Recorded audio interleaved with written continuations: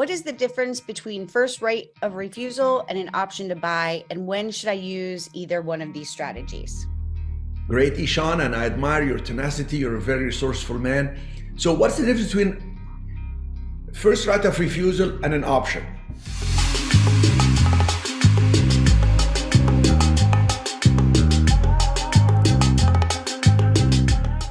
Well, a first right of refusal, usually, let's say you're gonna lease an office, you're gonna rent a house, you're gonna lease a retail space.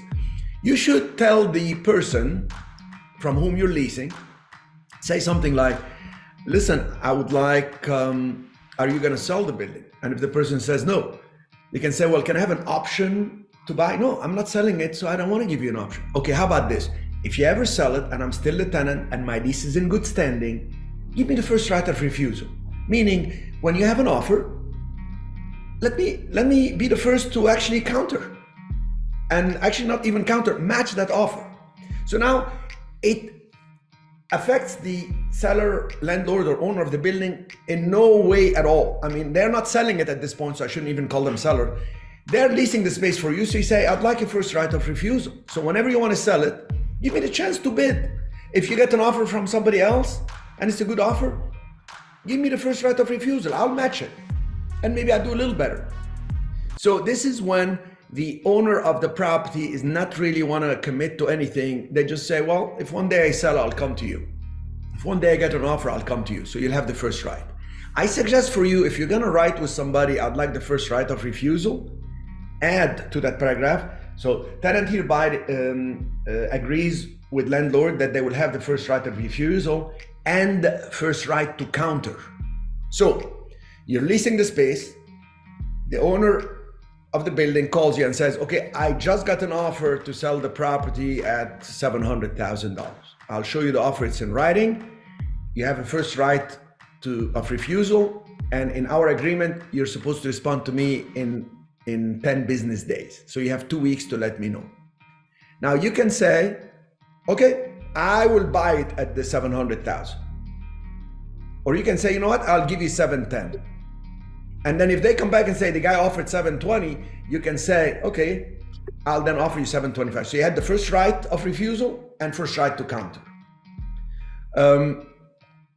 That does not give you the right to buy, it's just first right of refusal, meaning, okay, I will not be able to buy. Now, I'm going to talk to the landlords. If you're a landlord listening to this, this is a pretty good one for you. See, I like the strategies when they work both ways, win-win. Because if you're a landlord and somebody's leasing from you and they have a first right of refusal, you already have a built-in buyer. And when somebody comes to you, you say, oh, okay, great. You're making me an offer 700. Let me talk to the existing tenant because they have the first right of refusal. You will be amazed how many times they say to you, the person want to buy, oh, when they respond, give me a chance to counter. Because then you go to the tenant says, I'll pay the 700. You go to this guy that made you the offer and say, you know what, the tenant wants it at 7. They may even actually pay a little bit more. Then they may say, I'll pay 720. What are they saying? Next thing you know, you got a bidding war and you have no real estate commissions to pay to anybody. We're not trying to oust any brokers or agents out of the transaction, but that's just how it works. It's a beautiful way to make it happen. And I'll add a little story to this. I was buying a building and the owner told me, your offer is great, let me get back to you. My offer was $1 million. I'm rounding the numbers here. I was willing to go up to the million, it was like 960 some, but anyway.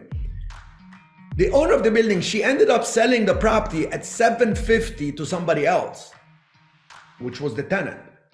And when I saw the lady in the street, I said, you never even called me back. She said, I'm so sorry, Sharif, because I realized that the tenant had a first right of refusal. I said, what does it mean, first right of refusal to you?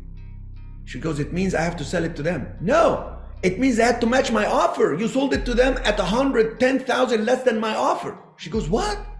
I thought like when they have the first right, the word right means they have the first right of refusal. They had to tell you they will match my offer or do better. She lost $110,000 because she didn't know the terminology of first right of refusal.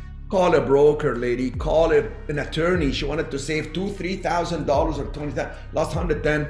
And there is nothing that upsets me more than loss of opportunity. That's a real loss. Not loss of money, loss of opportunity. especially on a building that will cash flow for life.